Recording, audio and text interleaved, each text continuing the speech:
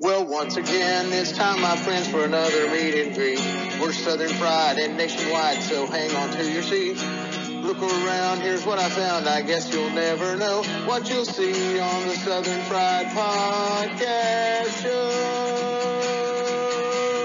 Yeehaw!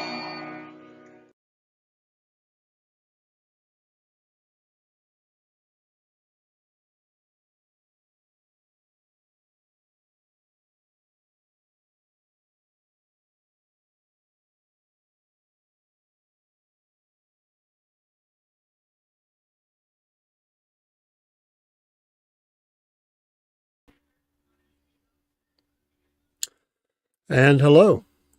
Good evening. Sorry for the delay. Had a couple of technical issues that we were trying to work out, but I think we finally got her.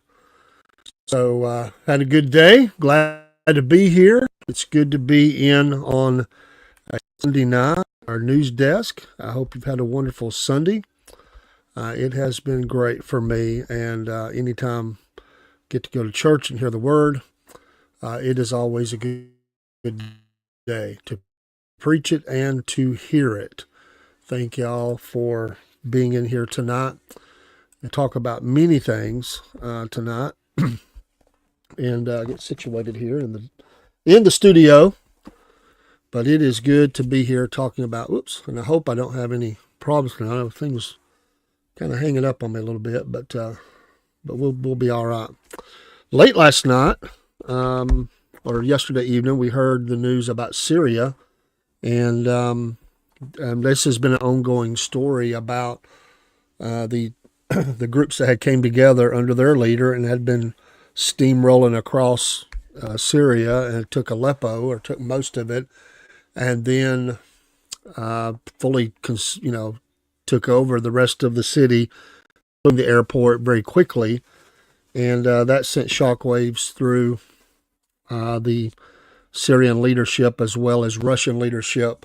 A Russian leader was sacked, sent back home for the failure of holding on to helping prop up Assad, and then we see that. And I'm sorry, my Wi-Fi is not great tonight. I thought that was better, but it looks like we're having some issues up this way with some of it. We're going to get it fixed. So if it blips a little bit, I'm sorry.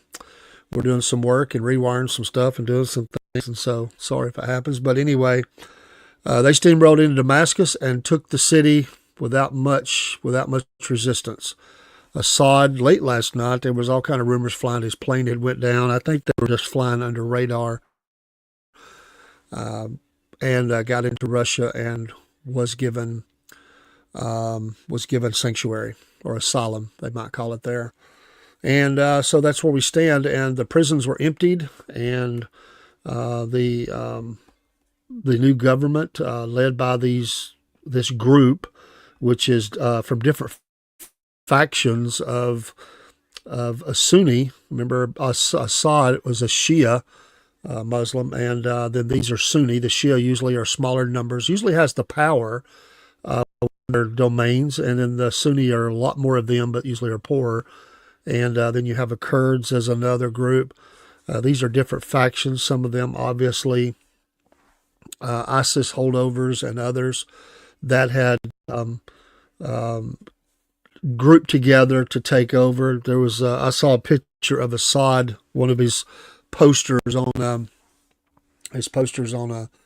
a wall, and they had bullet holes through it. So I don't think anybody will cry over the fact that Assad is gone. He was known as the butcher. He had gassed his own people. Was brutal in his reign, much like his father. So he's nobody's going to cry over him. But the question is how much, if any, were we involved? Meaning CIA, other operatives that were in the nation, helping these folks. Did we assist them in any way with intel or anything like that? I'm not saying we did, not saying we didn't, but it does sort of smell. We would say this. And then there's been sort of coming out and speaking against Assad by the administration, and so Assad and family report on Newsmax fully family granted asylum in Russia. And so there's U.S. military has hit. And here's the thing, I said in a MAGA minute that we needed to get out of Syria. We really need to get out, that this thing could turn ugly.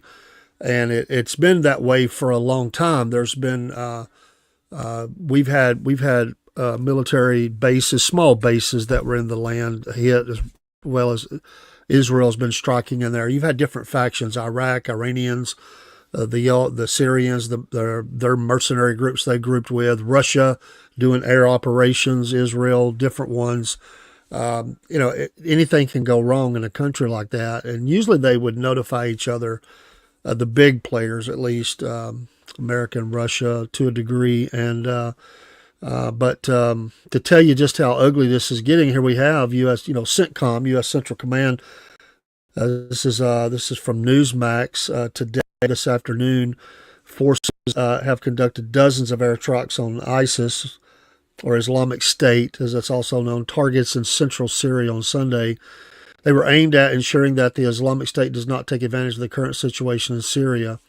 So, again, there's different factions, and this country's been splintered anyway for a while. I mean, the country's not been unified in a long time, and different people had taken different parts of the country, and with Russia and Syria holding on to the oil and the coastline, naval groups, and and you just had a few days ago, Russian forces were hitting some of these others with their plane strikes and everything. It didn't seem to do much good. Israeli is doing airstrikes, and they hit a security complex and research center in Damascus. Another one this afternoon, a little earlier than the other article. Israel conducted 3 airstrikes in the Syrian capital on Sunday against a security complex and a government research center. Oh, that's nice. That's government research center. What does that mean? Bioweapons? I mean, which has said in the past were used by Iran to develop missiles. 2 regional security sources told Reuters on Sunday. The strikes, Sunday strikes on the day rebels overthrew the government of Syrian President Bashar al-Assad, caused extensive damage to the main customs headquarters and buildings adjoining the military intelligence offices within the security complex, which is located in the Kfar Susa district of Damascus. The research facility was also damaged, according to sources speaking on conditions of anonymity. So here we have Israeli striking targets. We have the U.S. striking targets. Russia has struck targets. I don't know who has control of the Syrian Air Command.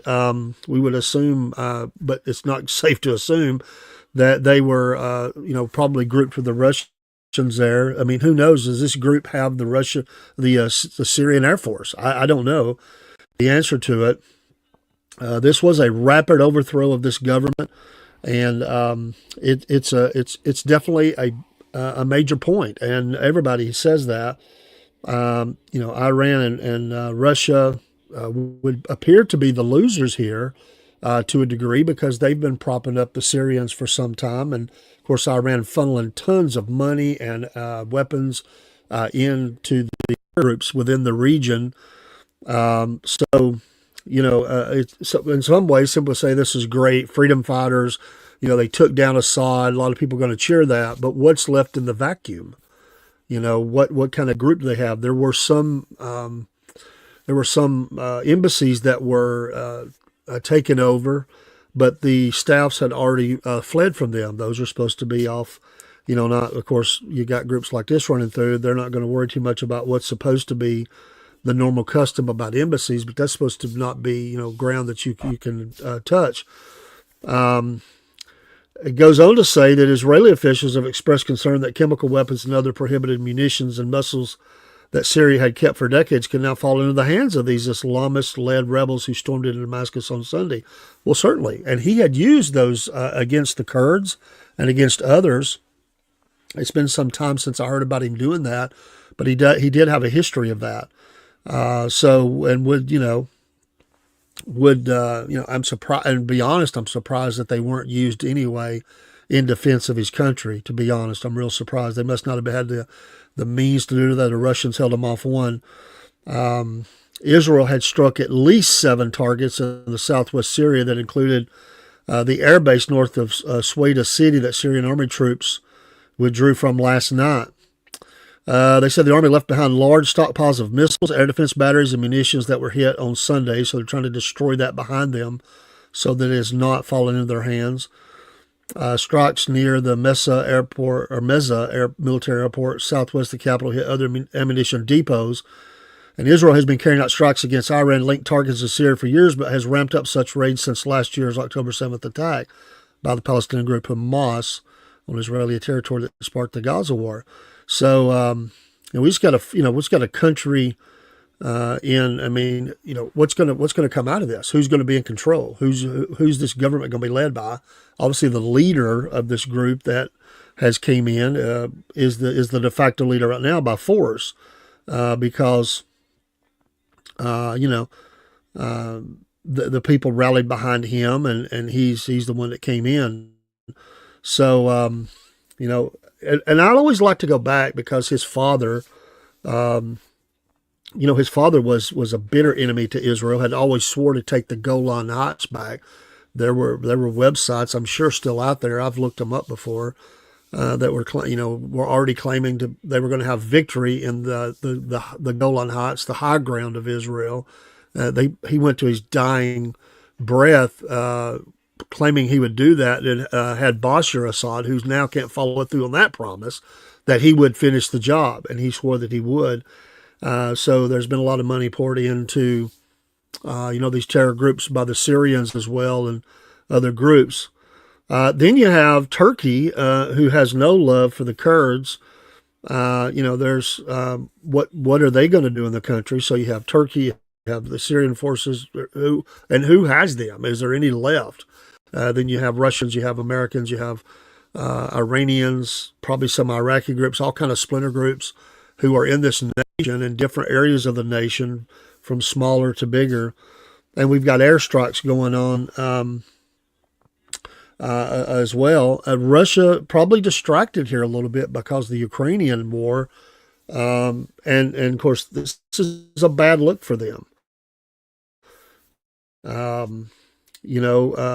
This army had at times looked weak, meaning the Syrian army military. They had hired mercenaries to prop up, much like Russia has done, getting those folks out of prisons and stuff. There was a time Damascus came under heavy attack. It had seemed to be stabilized for some time, but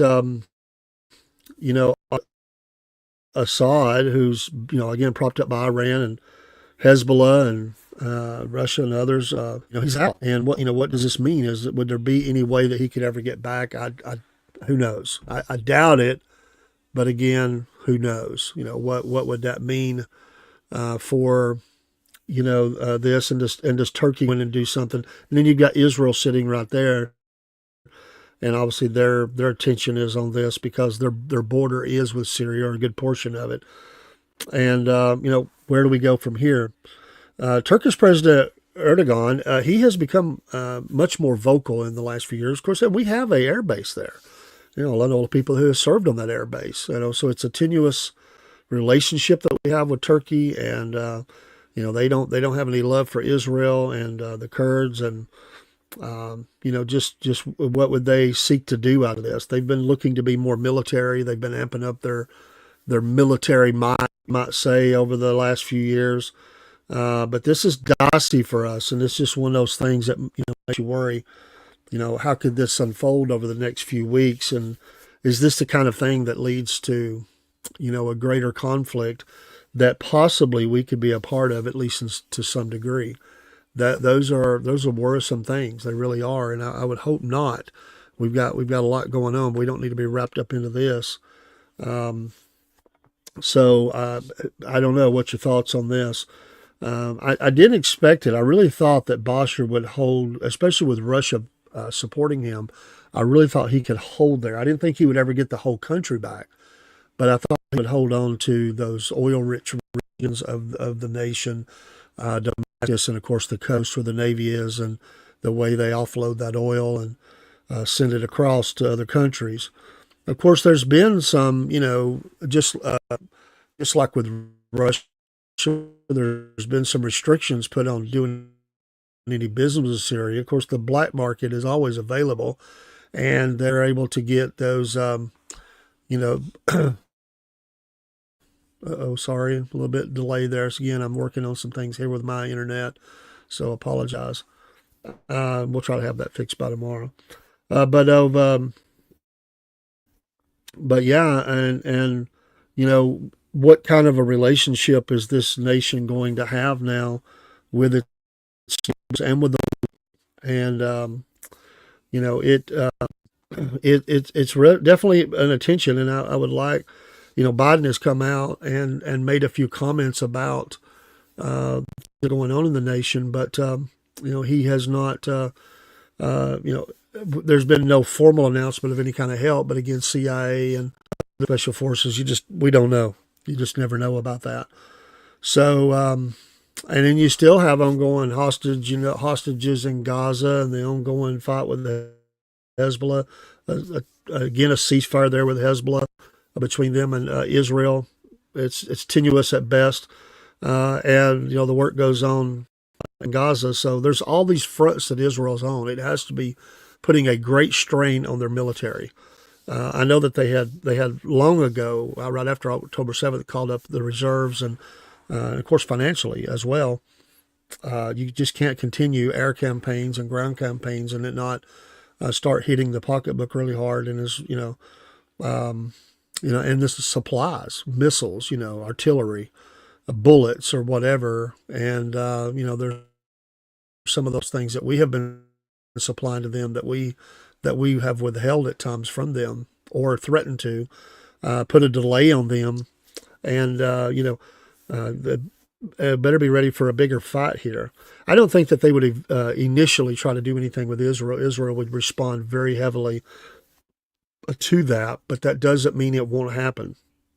So, and it's one thing that's amazing out of this, that Iran loses in this deal, and Russia, who was the part of that evil axis there, because they certainly I don't think they saw this coming. But it's a failure on a lot of fronts. And again, you're dealing with bad people either way. If it's Assad or if it's these terror leaders or these militia groups or whatever it is, they're not easy to deal with. I mean, you're dealing with people who hate America, they hate Israel, they do nefarious things, they support terrorism. They use their oil funds to support all those things. They've been evil towards their own people. It has now resulted in the people rising up and throwing clear. But this is not a freedom. This is not. They're not introducing freedom into the nation. It'll be some sort of Islamic State. Will it be ISIL or ISIS? Obama always wanted to say ISIL. Is it ISIS or is it some other faction? They're still going to call it Syria. They're not changing the name. There's a freedom, saying Syria is free now, but does Russia maintain a presence there? Is Russia able to hold on to those bases they have there? It's a powder keg that has blown up, and it spreads far and wide in the nation. And you've got different nations doing airstrikes. You've got Russia as little as yesterday, or as soon as yesterday, was doing airstrikes early Friday and into yesterday. And then you have the United States and Israel. But these have been going on for some time anyway. I think they've just stepped them up. It's not that it's something new. It's just new. What's happened on the ground is new. And of course, the air campaign only goes so far. You can only hit command and control, missile defense, places that you think that they might be weapons or storing things. But you can't do much with that from the air. You can't stop, and it didn't stop them. I mean, they rolled into Damascus and overwhelmed this weary, beaten down military that Assad has had there for some time. So we'll see. We'll see where this goes. But a mess, and certainly something to keep an eye on because of that. So. There's another article here. There's a missing journalist, Austin Toss. The U.S. believes he's still alive in Syria. He disappeared 12 years ago near the Syrian capital, um, and is alive, and Washington is committed to bring him home after Bashar Assad's ouster from power in Damascus. According to Biden, quote, "We think we can get him back," he told reporters at the White House, while acknowledging that we have no direct evidence of his status. Quote, "Assad should be held accountable." Quote. Well, they've wanted him gone for some time. I mean, this is what Biden wants, what Obama wanted. And it's interesting that all this is kind of rolling right now. Why now? Why did all this get carried out now? And it's very concerning. And who knew what, and how come this was able to happen so quickly? I mean, this is lightning speed. You know, they rolled across the desert. I mean, a pretty good distance if you look at the map and you look at Aleppo and how far it is to Damascus. And apparently, there's just, I mean, are you kidding me? These are Russians. Does Russia only keep? I mean, I know they had some ground troops there, and I'm sure they got them out, or to safer areas that they haven't attacked yet. But Russia's going to defend him. He says held accountable. Well, the only way you're going to get him is if Russia turns him out. I don't see the International Criminal Court going into Russia and pulling Assad out, put him on trial at the International Criminal Court. So he's not going to be held accountable other than he's out. Back to Tice. He's from Houston. His work has appeared in the Washington Post, McClatchy newspapers, and other outlets. A video released weeks after Tice went missing showed him blindfolded and held by armed men and saying, "Oh, Jesus." He has not been heard from since. Syria has publicly denied that it was holding him. The United States has no new evidence. Amazing that Biden says they believe we're going to get him out. They have no new evidence. It makes you wonder what they really know. That they have no new evidence that Tice is alive, but continues to operate on the assumption that he is alive. So this is hopeful or wishful thinking, or do they know more? So his mother, Deborah, said in a news conference Friday in Washington the family had information from a significant source whom she did not identify, establishing that her son was alive. He is being cared for and he is well. We do know that, she said. Where's this information coming from? Who's informing this family from this source? Isn't this interesting? You know, I mean, literally, a slight, just 6 weeks from a changeover in administration, there now has been this ongoing battle that's been ongoing. All of a sudden, they roll into Aleppo and take it, catch the Russians and the Syrian Assad's military with their so to speak their pants down, and then roll into Damascus and they take it without I mean, they fired some shots, but apparently it wasn't much of a battle. And now this person that's been missing, that's been missing for all this time, now the family has been say that he's been taken care of and that he's well. I mean, where does this information come from? There's a lot of weird things going on. Then Biden's taking the victory lap and on Assad, which I know they want to close out some way and show some success. What have they backed here? Because that's my fear, is they've backed something, and it's just like they did before. And when they backed it before, it rose into ISIL, and they were going to set up that caliphate there, and it was brutality all across the land. And the Syrian people, many of them were left the country, became refugees, were housed in other places. We heard of all kinds of atrocities that were going on. They're horrible, can't even be repeated on air. And then Trump, pushes them back and goes after them full force and, beats them down. Not that he's a friend of Assad, but I think he's smart enough to realize that you don't need a that's being led by something like that. So again, it's not easy to deal with. But, yeah, I don't know. Just amazing. Trump says, for his part, that Russia abandoned Syria's Assad, never should have been involved. He said the abandonment of Syrian President Bashar al-Assad led to his downfall, adding Moscow never should have protected him in the first place, then lost interest because of the war in Ukraine, as we just mentioned. That should never have started. Assad is gone. He has fled his country. This is Trump writing this on Truth Social. His protector, Russia, led by President Vladimir Putin, was not interested in protecting him any longer, Trump wrote on his social platform, Truth Social.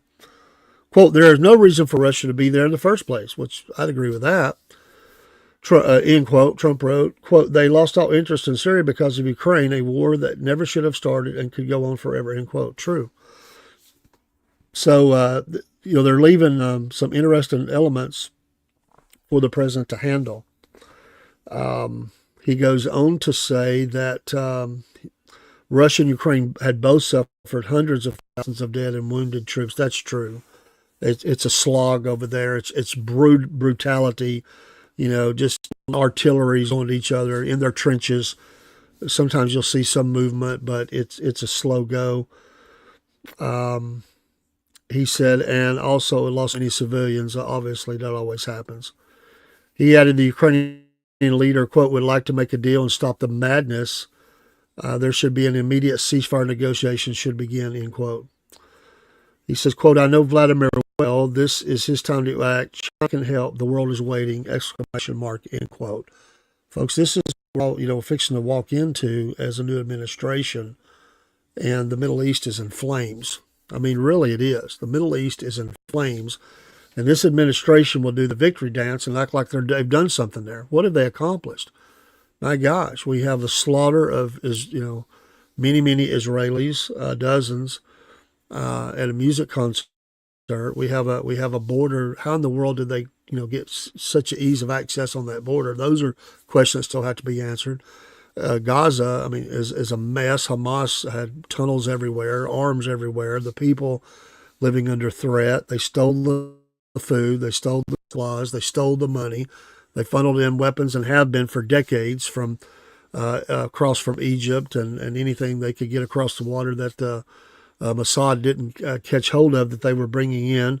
Hezbollah has been entrenched in Libya, not Libya, but in Lebanon for a long time. It's a puppet government. They have no real power. Has been attacked on the northern side, the western side. Jordan has been a peaceful partner, but they've had to deal with Iranian targets coming in, drones, rockets. The Iraqis at one time were wanting to send 1 million men into Israel to attack them. Syria has been a mess for 20 years or more. What a mess. What an absolute mess. And then we have the Russia-Ukraine that's going on. So just amazing, really. Just truly amazing that all this is going on. But again, there is no tears for Assad, nor should there be. He's the butcher. He earned that name. And, it's just a shame he was able to get away and find sanctuary in Russia, because the guy really, honestly, he is a war criminal. He's committed crimes against humanity. He gassed his own people. He's led with a brutal hand, and he should pay the price. So we'll see. I don't know but what a mess it is, and all this is on the front of everything else that's going on with change of leadership here. Trump getting ready to come in and be sworn in, all of his cabinet. We've got to get through that. There's already been a couple of fallouts from his initial selections. Pete Hegseth is in the eye right now, and they're attacking him on drinking problems, infidelity, inexperience, all these things that they're throwing at him. And on the flip side of that, you have the administration, which has certainly been catching it because of the pardon of Hunter Biden.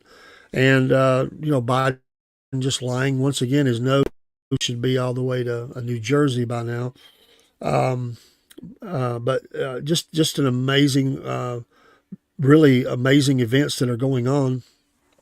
And then there's all the other cabinet members have to be, they have to be sworn in as well, have to get through, though. Well, not sworn in, they have to be confirmed. And we'll see what happens with that. Through it all, we have Christmas just around the corner. The world's attention keeps, its eyes on that, and we have to make sure we don't lose track of what is going on. Tragic story, as we've seen in the news, the assassination of the United Healthcare CEO. and the ongoing hunt for this man that they're looking for. What can you believe that this something like that on the streets of any place in America? Just caught on camera. What an amazing time we live in with the ability to see this stuff, track his movements. This whoever this person is, and this obviously premeditated, calculated, as some Fox News is calling it, calculated.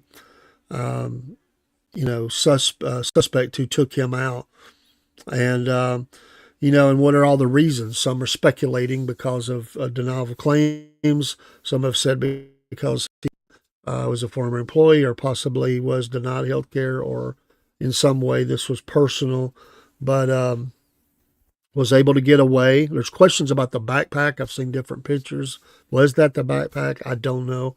But the manhunt goes on. Was it? They said he was from Atlanta. That's nice to know, right here in Georgia. So, just a lot of chaos. It seems like here in this instant time. I wonder if Assad gets while he's living in Russia, does he get some sort of title? They put him up at the Grand Palace. Does he get the home over there in Crimea? Do they get him, or does he stay does he stay there in Moscow? Or is he going to have a seat somewhere of someone who's what you might say a counselor to Putin?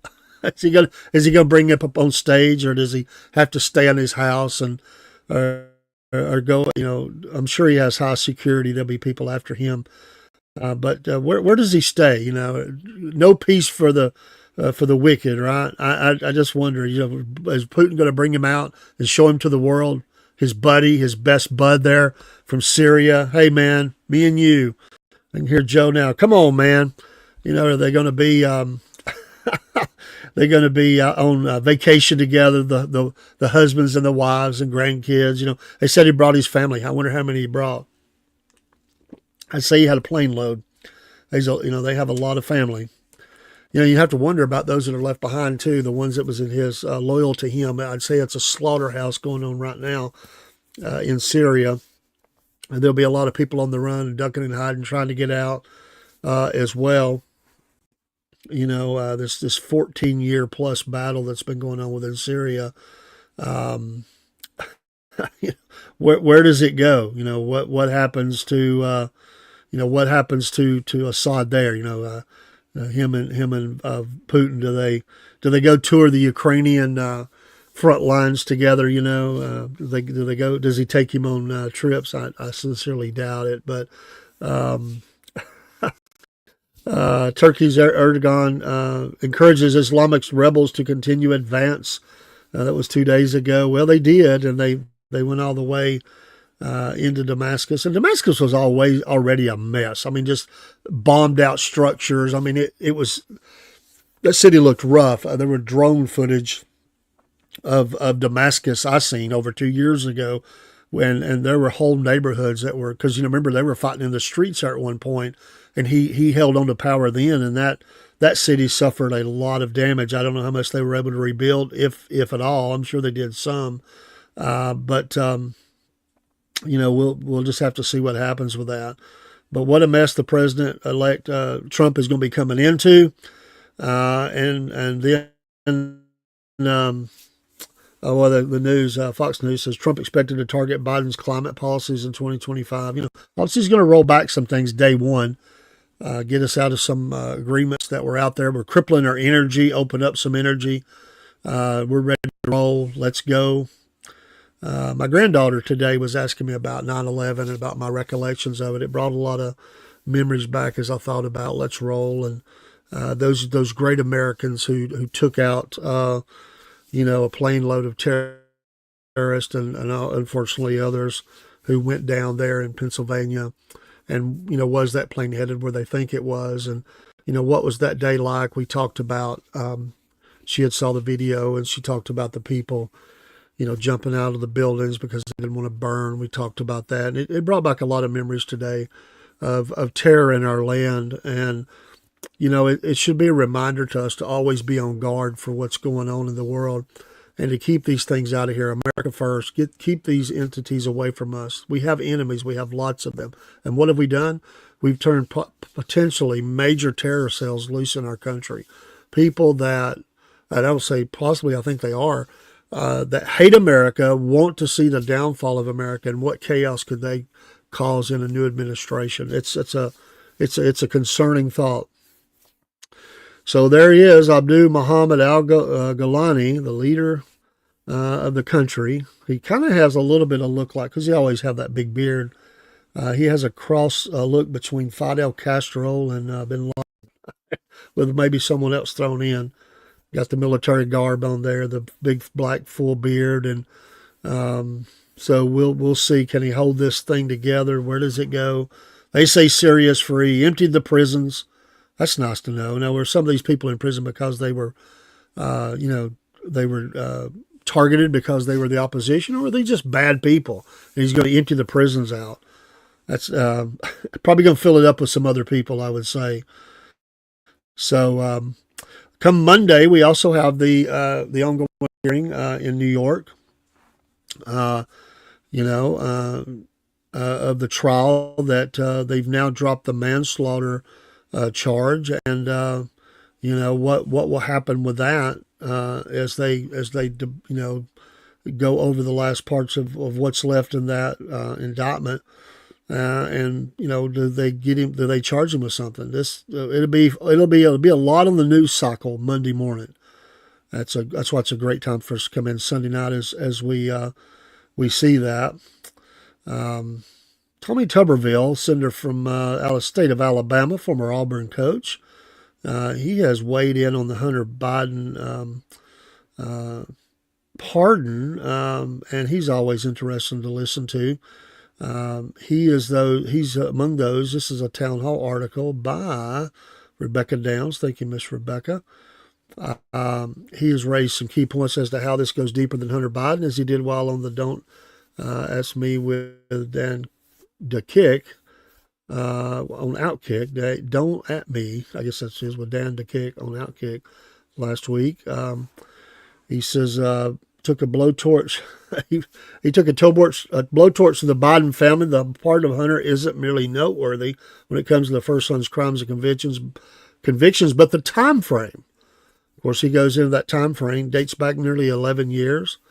He said earlier that that his son, that's his son. Most parents would do that. It goes deeper than that, though, as Tuberville lambasted the corruption involved. Number one, it's the most corrupt political family, even more than the Clintons. That's been in politics all their life. They have taken millions of dollars from Ukraine, from China. It's a known fact. The money has gone into the banks, millions of dollars to grandkids, the kids, to Biden himself. They made a fortune off this country, off the American taxpayers. They haven't paid taxes on it. The kid is a drug addict. He will never get off crack. He can't get off of it. He's got huge problems. Tuberville shared, speaking about the Biden family as a whole and specifically about Hunter. He blowtorched right there. That's a mouthful right there. Tuberville also spoke about how Hunter would do in prison, reference to someone who would know. He said, I heard Steve Bannon say, I just got out of prison. Hunter Biden wouldn't make it very long in prison. He couldn't make it. Tuberville goes on to say, is Hunter's pardon the end of the road? Tuberville doesn't believe so. In fact, he doesn't even think this is the big pardon. So at the end of the day, this is not the big pardon. Tuberville previewed. I think the pardons coming down the road, which I mentioned, there'll be those who happen right before the changeover of power. With his brother and the rest of the family members are going to be the ones that are going to look back around and go, what do they need pardons for? Sure enough, there's been speculation that the president may pardon his brother Jim Biden. There's also been reports that Biden is considering preemptive pardons for Dr. Anthony Fauci, Senator-elect Adam Schiff, Democrat California, and former Representative Liz Cheney, Republican Wyoming. That's Republican name only. Tuberville also went on to bring up another reason why 2014, which is when the pardon for Hunter dates back to, is relevant, because if you look at what they pardoned Hunter Biden all the way back to 2014, what difference does that make? Or any difference? Well, that's when we, the CIA of the United States of America, overthrew the government of Ukraine and put in Zelensky, that's in there now, and it's all gone downhill from there, he reminded. Tuberville, always good for a quote. Thank you, Senator. So there's a little bit more to that. You can go watch that interview he had there. He is a great interview. He really is. Covers a lot of ground in a lot of different areas, from military to his home state to international affairs. You may not like what he has to say. Some people don't, but he's firm in his convictions, and he's not afraid to make a stand. I have respect for that, and many times I agree with him. In fact, most of the time, there's some things I've read that I didn't, but I think that he's trying to make against a lot of people mock that when he was elected, but he's not set on the fringes of government. We'll say he's not set out in the in the weeds and tried to rule from the weeds. He has stayed active into this and has definitely tried to be involved in major affairs, which a lot of people would probably try to stay away from him. He tried to stand up for the life of the unborn with the military, and caught a lot of flack for that. But I admire the man. So we'll see where this goes. Let's take a look at some of the other entities out there and see what they're reporting as well. CNN's main headline: Assad flees to Russia's regime falls. Assyrian rebels swift victory ends 50 years of Assad's family rule and leaves the region's balance of power in doubt. That's good reporting, because that's true. Syrian rebel leaders' victory speech analysis here holds a message for Iran and for Trump and Israel too. Another headline: Iranian envoy warns developments in the Middle East will be beyond American control. That's significant. This is CNN reporting this. Rebels, another last quote or headline: rebels begin to lay out a vision for a post-Assad Syria. So he had spoken to CNN exclusive interview days before Damascus fell.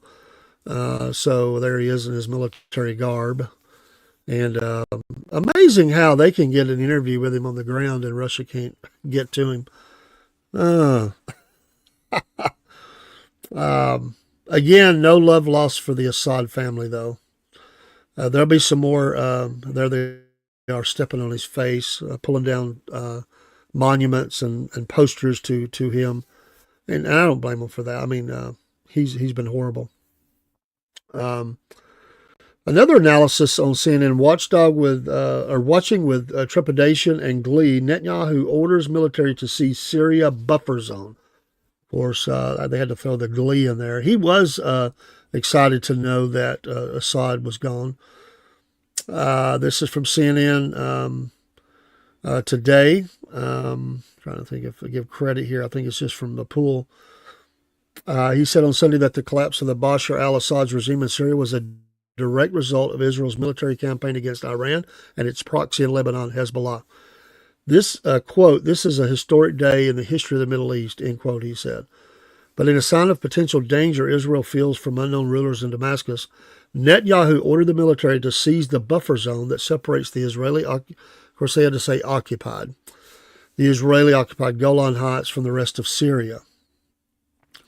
Quote: "Together with the defense minister and with the full backing of the cabinet, I directed the IDF yesterday," that's the Israeli Defense Forces, "yesterday to take control of the buffer zone and the dominant positions near it," he said while visiting the Golan Heights. "We will not allow any," this is a quote, "we will not allow any hostile force to establish itself on our border," end quote. That's true. That's why I say this group's better watch, because if they even try to approach that border, it's going to be full on. It is the first time Israeli troops would be stationed in the buffer zone since now this is interesting, a 1974 agreement establishing the line of control between Israel and Syria, though they have in the past entered the area for brief periods. The buffer zone, a demilitarized area within Syria and administered by its government, was established in 1974 and was patrolled by UN peacekeepers. Israel captured the Golan Heights from Syria in 1967, the Six-Day War, and annexed it in 1981. Israeli leaders are watching events across the border in Syria with a mix of trepidation and glee, as 50 years of detente were upended in a matter of hours. And it's really amazing, again, that you have that. So, but amazing that it has been that long. And here we have Israel in the buffer zone, in what we de facto demilitarized zone, the DMZ, that was never had any sort of protections against any foreign factions. In fact, sometimes they've even aided others against Israel, and that's facts too. You can look that up, as well as some of the hospital authorities and stuff. They've done the same thing. They've used hospitals to transport weapons, fighters, rockets, all those things. The collapse of Assad regime is a severe blow for Iran, says Amash Yadin, a former major general in the IDF, who also served as the chief of the military intelligence directorate. The rebels tearing down posters of Iranian commander Qasem Soleimani and Nasrallah from the Iranian embassy in Damascus illustrate the severity of the blow to the Axis, he said. Quote, rebuilding Hezbollah seems even more difficult with the loss of Syria, which was a logistical rear guard for weapons from Assad, Iran, and Russia, end quote. So, yeah, there's a great book that I read once from a former Iraqi general. He was a general of the Air Force. And believe it or not, he was a believer. He was a Christian secretly. And read one of his book about that time. And he was there for, the Gulf War, and almost died once in a strike that hit his bed. He said he felt like the Lord got him up to go check on things, and it basically hit his bunk there next to the command center. Command center is always a target. But anyway, it's a great book. But he said in his book, I can't confirm it, but this is what he said. I wish I could remember his name right now. He said that some of these weapons of mass destruction was always bombed if they didn't have them, actually rolled into Syria, and that they stripped out planes, the seats out of them, and put some things in there, and some things were taken over by, again, ambulance under the guise of, taking care of the injured. I don't know if it's true or not. Was there bioweapons? I mean, I'm not saying that there was nuclear or anything like that, but was there biological weapons that were taken out of Syria, out of Iraq into Syria? I mean, we know that he put, I think it was mustard gas that he used on his own people. And where is this stuff? It's been a mystery. Nobody knows. And is this stuff available to the hands of these new leaders of the nation? And what all kind of biological weapons do they have? Is it just the traditional, horrible stuff, mustard gas or whatever, but is it things that's even more powerful than that? Nobody knows. I mean, I'm not saying, I'm sure somebody knows, but I certainly don't know. And you don't hear anything about it anymore. And, what were these who is maybe there a fight to get a hold of these biological weapons before they do. And maybe that's just what we're not being told. It's real interesting, some of the conversations that's been said in some of the headlines, and it makes me wonder about that. But I read that, oh my gosh, 20 years ago, read about this, and just always wondered where those things ended up, if in fact that was true. So I have no clue. Again, Israel will I think that was probably a good move to take over the buffer zone. After all, I mean, their leadership's been sacked. Where are these troops? But maybe they weren't even there. I don't know. And they certainly got to guard their border. So I don't know, what that means going forward here. Israel certainly was not going to let. I would say they will set up a deeper buffer zone. I can guarantee you that. They won't just be that whatever space that was. This will be longer. They'll be using all of their intel to make sure that these terror groups that have united under this leader will come anywhere near that border. And if they do that, it's full on. It's full on. They won't even wait. They'll just unleash. And I would say that some of the strikes that you see is them trying to limit their ability to do certain things. So stay tuned, folks, because it's going to get really interesting as we move in to the next 2 or 3 weeks and towards the January 20th. And again, who's calling the shots here? Nobody believes that Biden is truly calling the shots. Is it Obama? Who is this leadership group, and who is calling the shots? Against these operations that are going on in Syria. I mean, who's making the connections here? Who is informing this family that this reporter is alive and well, being fed and cared for? Who's reporting that? Who's their contact on that? Is our CIA involved? Is there other? Was there any direct help or indirect even given by American forces to this group to push Assad on out?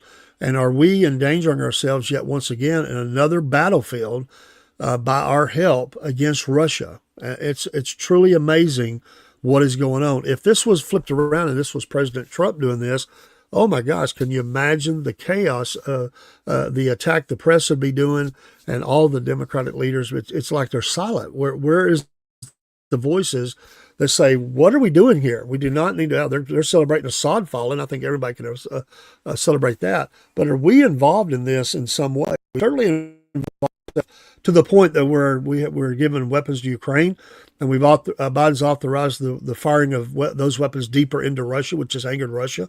Now, have we helped in these last days of this administration, for their sake, to get a victory dance and a victory lap? Have they pushed Assad out while working with those factions there and gave them intel? I don't know. These are questions that need to be answered, though. Definitely questions that need to be answered. And I don't know that there's going to be any quick answers coming on that, but it's certainly suspicious to me. And I'm not one that goes around and looks at suspicious, but you read the tea leaves here, and the timing of it is just kind of nowhere. Even the Russians said that again, they're tied up elsewhere, but it definitely caught them by surprise what had happened. And if we're involved in any way, not saying we are, but if we're involved in any way, what anger have we done towards the Russians once again with this move, with helping these groups? Again, you got Shia, you got Sunni, you got Turkey, that there are fears that they're going to come in and have operations of their own against their enemies. They've got enemies. Everybody's got an enemy in the Middle East, right? Sometimes the enemies unite to fight their common enemy, but these two here are enemies. They just unite to fight, and that's what goes on. Everybody has an enemy, and there's a lot of things that are going on in the land, and Israel's certainly concerned about it, and I think we should be as well. So, we just seem to be getting more involved in fights and wars around the globe, and that's not even counting North Korea and the ongoing tempest that is, and then possibly China and Taiwan. Wow. Let's pray for the president and pray for our nation. Pray for our military that's out there and what they must be thinking right now that are stationed in the region. They're in Turkey. Those that we still have bases that are in Iraq, we've maintained to conduct air operations and things. What happens? What happens with this? We've obviously got experts on the ground in Israel that help. We supply things there. And, where are our special forces at? Where are our CIA leaders out there, the ones that are making the push within these countries to disrupt? Just makes you wonder what's going on. Is there a switch that could be flipped that could cause this whole thing to be like gas to the flame? I hope not. And let's pray that doesn't happen. There's so much news, and I wish we had time to cover it all. Just this one issue right here is deeply concerning, and we'll have to report on as often as we can. So there was a lot of talk about President Trump being there in France, and was Jill Biden there. A lot of video from that, a lot of pictures. So some said he was flirty. Oh my goodness, this is the way they talk about President Trump's amazing. Let's also pray. What's going on in Western North Carolina and the recovery efforts of our citizens here in America, our southern border, the ongoing work of the Border Patrol. Hopefully they'll be able to do their job for real soon. What happens with the J6ers that's coming up, and what happens with some of these cases against President Trump, and are they, is he going to be able to be cleared of them? Again, the big trial there in New York, Daniel Penny, and what happens with that. Deliberations continue for this young man, and so sad what is going on. as the judge to dismiss the manslaughter charge in that after a deadlock. I mean, can't the jury just have a deadlock and say we can't come to an agreement? You got to start monkeying with charges and stuff to try to get something. Come on. Let's hope they clear him, you know. I honestly, what happens in some of these, and this is what's concerning, and I'm probably going to get off there here in just a minute. I need to fix this Wi-Fi. But what happens in a group, the longer you go, the people get tired, they want to go home. And they know that. And if they start taking those charges away and say, hey, listen, you know, people in the room start talking, well, let them charge them with something, and then they can appeal it and everything else. And you can start swaying people that way with the promise that, hey, we could be sitting at home tonight in our own, you know, be done with this, don't have to come back. And, you know, and just don't take sides here. Just go ahead and charge him, you know, find him guilty on something, and then let them figure it all out in the courts. They need to hold their ground. And if they're hung, they're hung. If they can't come to an agreement, if there's those that just want to run him up the flagpole, and there certainly looks to be those on the jury, then that's, you know, that's their conviction. That's their conviction. But I'm not caving. I'm going to stand for the young man. And so, article here in Fox News yesterday, Alvin Bragg trying to strong-arm Daniel Penny jury into deciding on negligent homicide. Certainly seems that way. It does. So, you know, this young man sits over the weekend. What's going through his head tonight as he gets ready to go back into court in the morning. So pray for this young man, and you know, pray for all involved. We need the prayer of the Lord upon all of these. So thanks for joining us, and sorry if my picture was in and out just a little bit. Still working on some stuff. We appreciate you for joining the Southern Fried Podcast and the news desk. We'll be back on, I promise, this week. We won't wait all the way till Sunday. There's too much to cover, and possibly in the next couple of days, because I do want to explore this a little more about Syria and some of the Daniel Penny trial. We're gonna come back on and talk about some of that. So you take care. God bless. It's Monday in the morning. Me and Rob will be live on the air in the morning, and getting your Monday started, your work week, and then tomorrow night, Mama said. So we'll see you then. Until next time, take care. God bless. Well, once again, it's time, my friends, for another meet and greet. We're Southern Fried and nationwide, so hang on to your seat. Look around, here's what I found. I guess you'll never know what you'll see on the Southern Fried Podcast.